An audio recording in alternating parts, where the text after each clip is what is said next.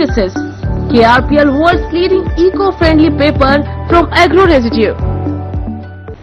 नमस्कार, मैं हूं आपके साथ गौरव राजेंद्र। बुलेटिन की शुरुआत करते हैं राजस्थान के राज्यपाल हरिभाऊ बागड़े से।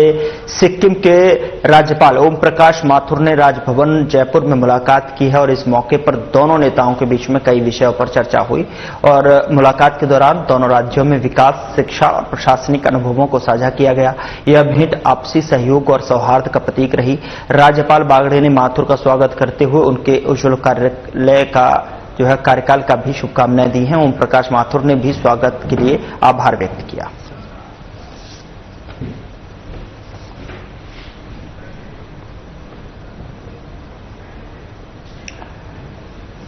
तो राज्यपाल बागड़े से सिक्किम के राज्यपाल ने मुलाकात की है और दोनों के बीच में ये हेल्दी मुलाकात और यहां पर दोनों राज्यों में विकास, शिक्षा, प्रशासनिक अनुभवों को एक दूसरे के साथ में साझा किया गया और बागड़े ने माथुर का स्वागत करते हुए उन्हें उज्ज्वल कार्यकाल की शुभकामनाएं दी हैं।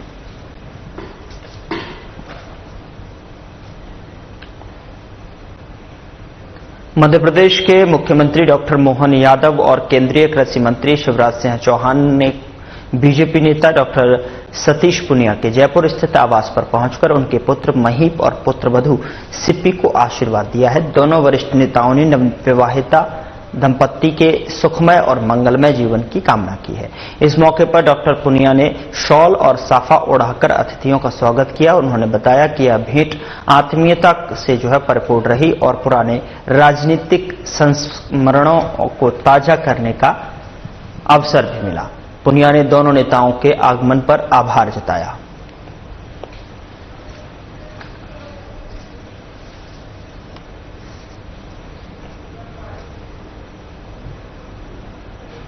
नई दिल्ली में केंद्रीय मंत्री नितिन गडकरी की अध्यक्षता में सड़क परिवहन और राजमार्ग मंत्रालय की परामर्शदात्री समिति की बैठक में नागौर सांसद हनुमान बेनीवाल ने भाग लिया। उन्होंने सड़कों की गुणवत्ता और डिजाइन को सुधारने पर जोर देते हुए कहा कि तकनीकी रूप से बेहतर निर्माण से हादसों में कमी लाई जा सकती है। बेनीवाल ने बीकानेर कोटपुतली ग्रीनफील्ड एक्सप्रेसवे को NHAI से टेकअप कराने का और जयपुर फालुदी प्रस्तावित थार एक्सप्रेसवे में किसानों के हितों को ध्यान में रखते हुए संशोधन की मांग की। सांसद ने भारतमाला परियोजना में मुआवजा विसंगतियों में DPR में भ्रष्टाचार, अयोग्य ठेकेदारों और देसूरी नाल जैसे खतरनाक मार्गों पर सुधार की आवश्यकता जताई है। उन्होंने सड़क निर्माण में पारदर्शिता, जवाबदेही, निगरानी बढ़ाने का भी सुझाव देते हुए नागौर में NHAI कार्यालय की स्वीकृति की मांग की है। सांसद ने दुर्घटनाग्रस्त इलाकों में पुनर्वास और नई परियोजनाओं को शीघ्र स्वीकृति की आवश्यकता दोहराई।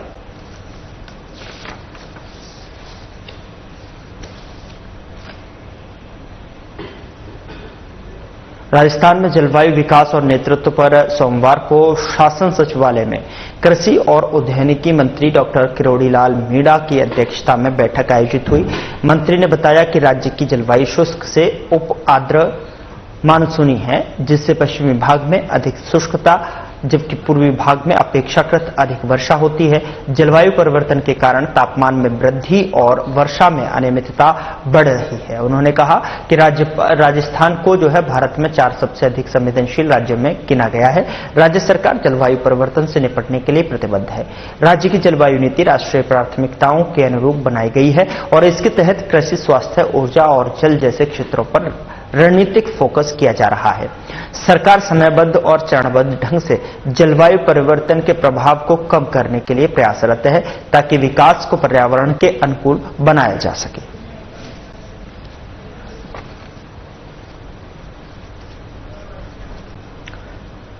बगरू विधायक डॉक्टर कैलाश वर्मा ने बुधवार को जयपुर के निर्माण नगर ई स्थित सार्वजनिक पार्क में बाबा रामदेव बलाई समाज विकास समिति द्वारा आयोजित नवन सामूहिक विवाह सम्मेलन में मुख्य अतिथि के रूप में शिरकत की। उन्होंने नवविवाहित जोड़ों को आशीर्वाद देते हुए वैवाहिक जीवन के लिए शुभकामनाएं दी हैं, आयोजन की सराहना की है और अपने संबोधन में डॉक्टर वर्मा ने सामूहिक विवाह की महत्ता पर प्रकाश डालते हुए इसे आडंबर रहित सामाजिक सद्भाव और आर्थिक सहूलियत से जुड़ा प्रेरणादायी प्रयास बताया। उन्होंने समिति के सामाजिक कार्यों की प्रशंसा करते हुए भामाशाहों से सहयोग की अपील की है। कार्यक्रम में बड़ी संख्या में समाजजन उपस्थित रहे और इससे पहले डॉक्टर वर्मा ने मानसरोवर स्थित जनसंपर्क कार्यालय में जनसुनवाई कर आमजन की समस्याएं सुनी, उनके समाधान अधिकारियों के निर्देश दिए। विधायक की सक्रियता से जो है लोगों में सकारात्मक ऊर्जा देखने को मिली है।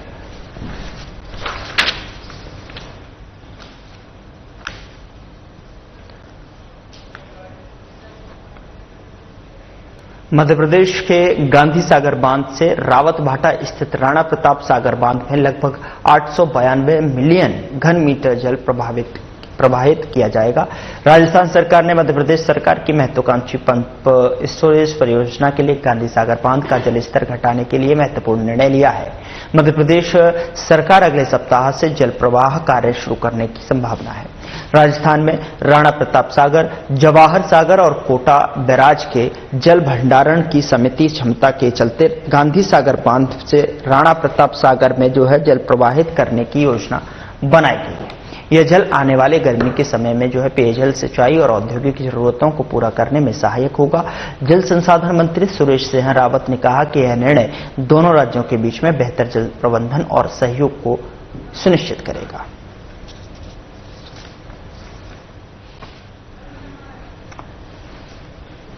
तो मध्य प्रदेश से राजस्थान को जल मिलेगा और जल मिलने की संभावना जताई जा रही है। पंप स्टोरेज परियोजना के लिए जल प्रवाह शुरू करने की योजना पर कार्य किया जाएगा। सिंचाई और पेयजल के लिए भी जल उपलब्धता यहां पर बढ़ती नजर आएगी। गांधी सागर बांध से अगले सप्ताह में ये जल प्रवाह सुनिश्चित होगा और ऐसे में जो है जल संसाधन मंत्री सुरेश सिंह रावत ने यह भी कहा कि निर्णय दोनों राज्यों के बीच में बेहतर जल प्रबंधन और सहयोग को सुनिश्चित करेगा।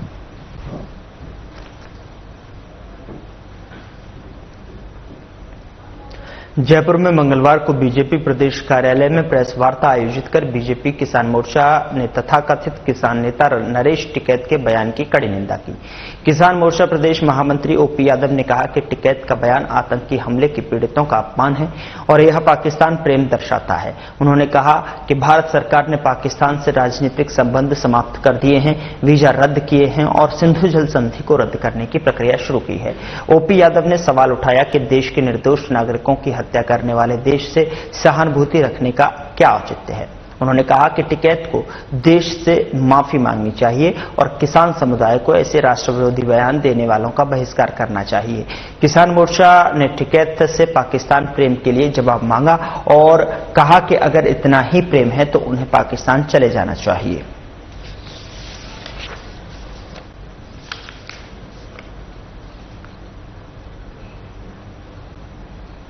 भगवान परशुराम जयंती टोंक में धूमधाम से मनाई गई। देर शाम शहर के घंटाघर चौराहे पर भगवान परशुराम की महाआरती भी की गई। इस दौरान बीजेपी जिला अध्यक्ष चंद्रवीर सिंह चौहान, पूर्व सभापति लक्ष्मी जैन, पूर्व विधायक अजीत सिंह मेहता और महेंद्र सिंह चौधरी और बड़ी संख्या में लोग मौजूद रहे। महाआरती के बाद पहलगाम में पर्यटकों पर पाकिस्तानी आतंकियों द्वारा किए गए कायराना हमले में शहीद हुए लोगों को श्रद्धांजलि भी दी गई। इस दौरान पुलिस और प्रशासन के भी व्यापक इंतजाम नजर आए।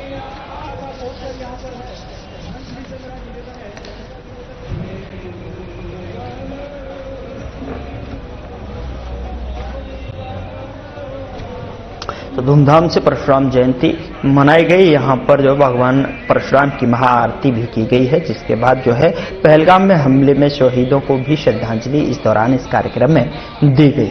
साथ ही बता दें कि ये महाआरती का भी आयोजन यहाँ पर किया गया भगवान परशुराम जयंती के अवसर पर। इस दौरान जो है यहाँ पर पहलगाम में पर्यटकों पर पाकिस्तानी आतंकी हमला किए जाने की कायराना हमले में शहीद हुए लोगों को श्रद्धांजलि भी यहाँ पर दी गई। माहौल में जब आतंकी घटना इस तरह की जो होती है, सब समाज एक है। हम मानव जाति को मान के चले। ऐसा नहीं कि हम फलानी जात के, हम फलानी जात तो कर्म है। ये तो जाति तो कर्मों से बनती है। इसलिए जो है हम प्राणी मात्र सब एक हैं। हमें सब में एक ही लोग रहता है और सबकी एक ही धारणा है सनातन धर्म की और हमारे राष्ट्र धर्म की रक्षा करना। ये हमारा प्राणी मात्र का कर्तव्य है। ये बहुत ही राष्ट्र के प्रति एक बहुत ही मंगलमय कार्यक्रम है। ऐसा कार्यक्रम जो है बहुत कई कम अवसर प्राप्त होते हैं ऐसे कार्यक्रमों के। लेकिन ये प्रतिवर्ष का ये कार्यक्रम हमारा परशुराम जयंती का चलता रहेगा और हम परशुराम भगवान से यही प्रार्थना करें कि हमारे देश का हर प्राणी बच्चा बच्चा, चाहे वो पर्यटक के रूप में हो, चाहे वो एक सेना का जवान हो, सबकी परशुराम भगवान हमारी रक्षा करें तो हमें उनको श्रद्धांजलि देने की आवश्यकता न पड़े। सवाई मानसिंह मेडिकल कॉलेज जयपुर के यूरोलॉजी विभाग ने चिकित्सा क्षेत्र में नया इतिहास रचते हुए एक अत्यंत दुर्लभ स्थिति इंट्राथोरेसिक किडनी से 5 सेंटीमीटर का स्टोन सफलतापूर्वक निकालकर अद्वितीय मिसाल पेश की है। वरिष्ठ यूरोलॉजिस्टिक जो है डॉक्टर नीरज अग्रवाल के नेतृत्व में यह जटिल सर्जरी PCNL तकनीक से की गई है, जिसमें किडनी फेफड़ों और दिल के करीब स्थित थी। CT स्कैन और इंटरवेंशनल रेडियोलॉजी विभाग की सहायता से सुरक्षित मार्ग तय किया गया, जिसके जरिए सर्जरी को एक ही चरण में पूर्ण सफलता के साथ में अंजाम दिया गया। एनेस्थीसिया टीम और समर्पित मेडिकल स्टाफ के सहयोग से मरीज की स्थिति अब पूरी तरह स्थिर है। प्राचार्य डॉक्टर दीपक महेश्वरी और विभागाध्यक्ष डॉक्टर शिवम प्रियदर्शी ने टीम को बधाई देते हुए इसे SMS अस्पताल की गौरवशाली उपलब्धि बताया है। यह केस जल्द ही अंतर्राष्ट्रीय मेडिकल जर्नल में प्रकाशित किया जाएगा।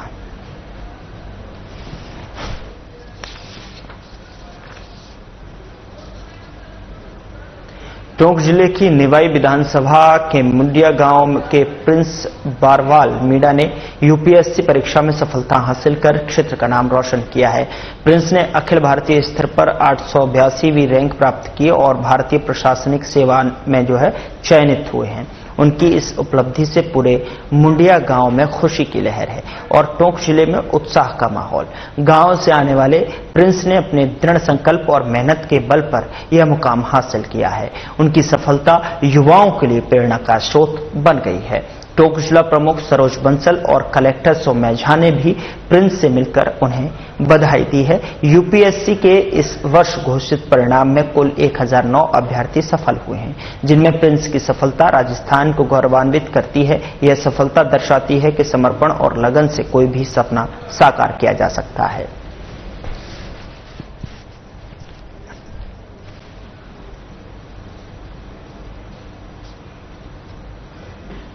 मेरा नाम प्रिंस बारवाल है। मैंने UPSC सिविल सेवा परीक्षा 2024 में 882 रैंक प्राप्त की है। यह मेरा इंटरव्यू में तीसरा प्रयास था। इससे पहले भी मैंने इंटरव्यू दिए पर मैं सिलेक्ट नहीं हो पाया। 1 मार्क्स से रहा पिछली बार मैं इंटरव्यू में। इस बार भगवान की कृपा से फाइनल सिलेक्शन हो गया। क्या वैसे युवाओं को देना चाहेंगे जो तैयारी जी, युवाओं को मैं यही संदेश देना चाहूँगा कि निरंतर प्रयास करते रहिए। मुझे भी काफी वर्ष लगे, 5-6 साल की कड़ी मेहनत लगी। उसका परिणाम आज मैं सफल हो, उसके परिणाम स्वरूप आज मैं सफल हो पाया हूँ। तो मैं सभी युवाओं से आग्रह करूंगा कि कठोर परिश्रम कीजिए और परिश्रम का परिणाम आपको एक दिन जरूर मिलेगा। निराशा हाथ लगेगी पर अपने ऊपर विश्वास भी रखिए। स्वयं के ऊपर विश्वास रखना बहुत ज्यादा जरूरी है। सर्विसेज के लिए यही है कि जितना हो सकेगा लोगों के लिए योगदान देना है, देश को आगे बढ़ाना है। जहाँ पे भी पोस्टिंग होगी, जिला हो, शहर हो, गाँव हो, हर तबके के लोगों के लिए कार्य करना है और सबको आगे बढ़ाना, साथ में ले जाके आगे बढ़ाना है। आज यहाँ पर स्वागत भी हुआ है आपका, भी था और जिला प्रमुख जी। बहुत अच्छा लगा, इतना आदर सम्मान मिला डिस्ट्रिक्ट एडमिनिस्ट्रेशन की तरफ से, जिला प्रमुख से। बहुत अच्छा लगा, उनका बहुत बहुत धन्यवाद देना चाहूंगा। हनुमानगढ़ कलेक्ट्रेट सभागार में जिला कलेक्टर कानाराम की अध्यक्षता में जिला स्वास्थ्य समिति की बैठक आयोजित हुई। बैठक में स्वास्थ्य विभाग की योजना, अधूरे कार्यों और मौसमी चुनौतियों की समीक्षा की गई। कलेक्टर ने PM आयुष्मान भारत स्वास्थ्य अवसंरचना मिशन के तहत लंबित कार्यों पर नाराजगी जताते हुए संबंधित एजेंसियों पर पेनल्टी लगाने के निर्देश दिए हैं। लाड़ू प्रोत्साहन योजना में लंबित किस्तों के शीघ्र भुगतान, कम वजन नवजातों के लिए विशेष अभियान और 10,000 पौधों के रोपण के लिए चिकित्सा विभाग को दिशा निर्देश दिए गए।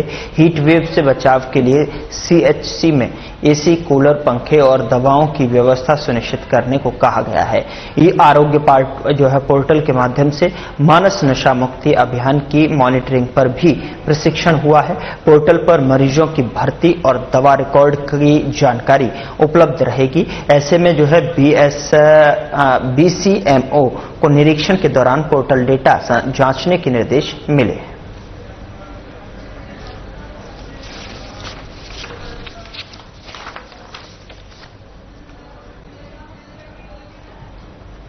हनुमानगढ़ में रबी फसलों की सरकारी खरीद को लेकर जिला कलेक्टर कानाराम की अध्यक्षता में समीक्षा बैठक आयोजित हुई।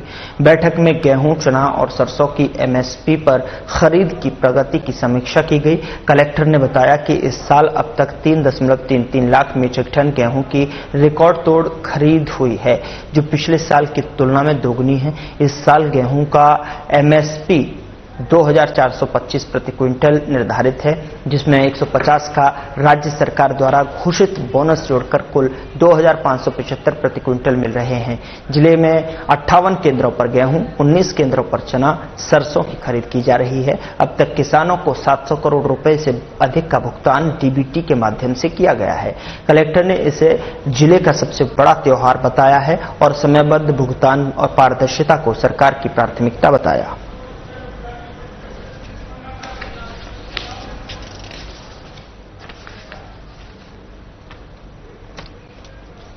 धौलपुर जिले के बाड़ी कस्बे में सर्राफा व्यापारी पर हुए हमले और लूट की वारदात के विरोध में व्यापारियों ने मंगलवार को बाजार दोपहर 12 बजे तक बंद रखकर प्रदर्शन किया है। सर्राफा स्वर्णकार संघ और अग्रवाल समाज ने प्रशासन को ज्ञापन सौंपते हुए 2 दिन में आरोपियों की गिरफ्तारी की मांग की। चेतावनी दी गई है कि यदि कार्रवाई नहीं हुई तो बाजार अनिश्चितकालीन बंद किया जाएगा। अग्रवाल समाज के महामंत्री हरिशंकर सर्राफ ने बताया कि पिछले 1.5 साल में क्षेत्र में लगातार आपराधिक घटनाएं हो रही हैं और पुलिस किसी का खुलासा नहीं कर पाई है, जिससे व्यापारी डरे हुए हैं। बीजेपी नेता विष्णु सिंघल ने भी प्रशासन पर कठोर कार्रवाई की चेतावनी दी है। और साथ ही आपको बता दें कि व्यापारियों के प्रतिनिधिमंडल ने additional SP Kamal Kumar Zakir, CO Mahendra Kumar और एसडीएम भगत शरण त्यागी से मिलकर आरोपियों की जल्द गिरफ्तारी की मांग की। सर्राफा व्यापारी अनिल बंसल के जो गोली मारकर उनको थैला छोड़ा के लूट की गई थी, उसके विरोध में ज्ञापन दिया है और एटीएम साहब को, सीओ साहब को और ऐसे जो कोतवाल साहब को ज्ञापन दिया है और बताया कि 2 दिन के अंदर ये घटना नहीं खुलती है और पूरा बाजार, पूरा व्यापार 2 दिन के बाद ठप हो जाएगा और अनिश्चितकाल हड़ताल पे जाएंगे। बाड़ी के अंदर दिन पर दिन ऐसी घटनाएं बढ़ती जा रही हैं। पूरी व्यापारियों में रोष है और सभी इससे डरे हुए हैं और ऐसे व्यापार नहीं कर पाएंगे। हमारे सर्राफा एवं स्वर्णकार संघ के व्यवसायी श्रीमान अनिल जी बंसल दुकान बंद करके अपने घर जा रहे थे, तो रास्ते में कुछ असामाजिक तत्वों ने उन पर हमला किया। सरिया और बंदूक से, गोलियों से उनको घायल किया और उनके ठेले को लूट करके ले गए। जिला विधिक सेवा प्राधिकरण टोंक ने बाल विवाह रोकने के लिए अहम कदम उठाया है। प्राधिकरण को सूचना मिली थी कि नौंदपुरा थाना मेहंदवास निवासी एक व्यक्ति अपनी नाबालिग बेटी का बाल विवाह अक्षय तृतीया के दिन करने जा रहा है। सूचना मिलते ही जिला विधिक सेवा प्राधिकरण के सचिव और अपर जिला और सेशन न्यायाधीश दिनेश कुमार जेलुधरिया के निर्देशन में त्वरित कार्रवाई की गई है। जिला कलेक्टर और पुलिस अधीक्षक को सूचित किया गया है और नाबालिग के परिवार को भी समझाने के लिए विधिक जागरूकता दल का गठित किया गया है। दल के सदस्य असिस्टेंट LADC निपुण चौहान और अधिकार मित्र चंद्रकला शर्मा ने परिवार से संपर्क कर उन्हें बाल विवाह के गंभीर परिणामों के बारे में समझाया। काउंसलिंग के बाद परिवार ने बाल विवाह नहीं करने का फैसला लिया। इस पहल से बाल विवाह के खिलाफ मजबूत संदेश दिया गया।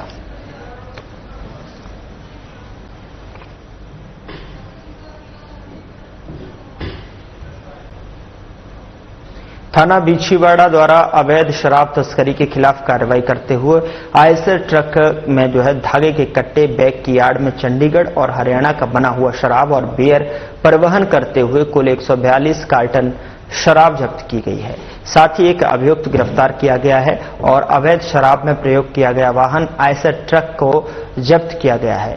जब्तशुदा शराब की अनुमानित कीमत लगभग 6,50,000 रुपए आंकी जा रही है।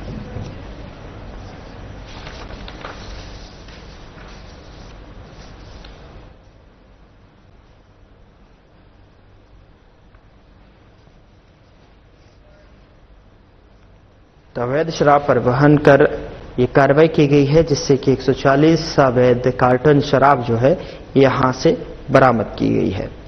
अवैध शराब परिवहन पर ये कार्रवाई की गई है, जिसमें आप देख सकते हैं कि किस तरीके से इस कैंटर को जब्त किया गया है और साथ ही इसमें जो मौजूद कार्टन्स 140 की संख्या में वो भी यहां पर जब्त किए गए हैं।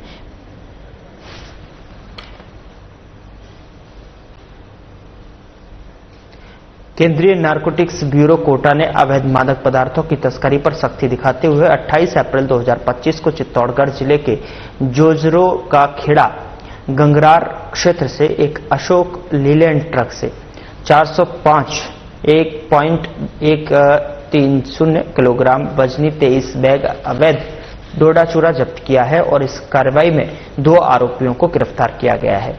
यह अभियान उप नारकोटिक्स आयुक्त नरेश बुंदेल के मार्गदर्शन में चलाया जा रहा है।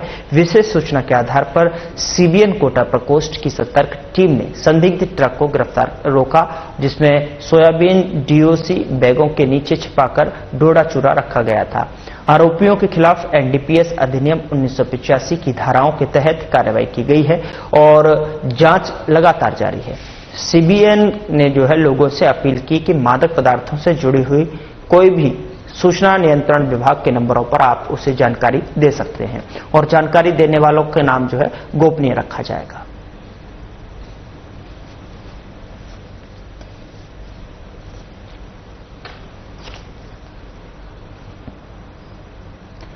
चित्तौड़गढ़ जिले की पारसोली थाना पुलिस ने मंगलवार को 2 अलग अलग कार्रवाई में अवैध हथियारों के साथ 3 आरोपियों को गिरफ्तार किया है। आरोपी वन्य जीवों के शिकार के उद्देश्य से अवैध रूप से बंदूक लेकर घूम रहे थे। एसपी सुधीर जोशी ने बताया कि एएसपी रावत भाटा भगवत सिंह और डीएसपी बेंगू अंजुल सिंह और एसएचओ प्रेम सिंह के निर्देशन में 2 टीमों का गठन किया गया। एएसआई देवीलाल के नेतृत्व में दुगार तिराहा पर की गई नाकाबंदी में आईदान बंजारा को एक नाल टोपीदार बंदूक और बाइक के साथ पकड़ा गया है। दूसरी टीम ने एएसआई गोविंद सिंह के नेतृत्व में सुखपुरा तिराहा पर राहुल कुमार बंजारा और तेजू बंजारा को बिना लाइसेंस बंदूक के साथ गिरफ्तार किया। तीनों आरोपियों के खिलाफ आर्म्स एक्ट के तहत में कार्रवाई की गई है। साथ ही आपको बता दें कि पुलिस टीम के कांस्टेबल शीशराम, मुकेश और रामराज और राजेंद्र शामिल रहे।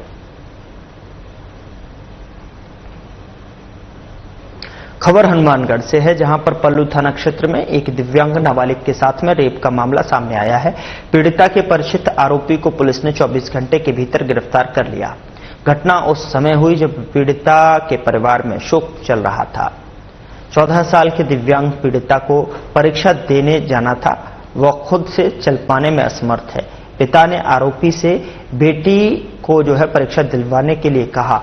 आरोपी पहले पीड़िता की बहन को उसके स्कूल में छोड़ा, फिर पीड़िता को उसके भाई के साथ में उसके स्कूल छोड़ा। परीक्षा के बाद आरोपी ने पीड़िता के भाई को बहन को लेने भेज दिया और इसके बाद वह पीड़िता को सुनसान जगह ले गया। वहां गाड़ी में उसने रेप किया। पीड़िता ने शाम को घर लौटने पर अपनी मां को आपबीती बताई और आरोपी ने उसे धमकाया और किसी को बताने से मना किया। पल्लू थाने में पॉक्सो एक्ट के तहत मामला दर्ज कर लिया है। पुलिस ने पीड़िता का मेडिकल परीक्षण करवाया। एसएचओ सुशील कुमार के नेतृत्व में पुलिस ने आरोपी को गिरफ्तार कर जेल भेज दिया है।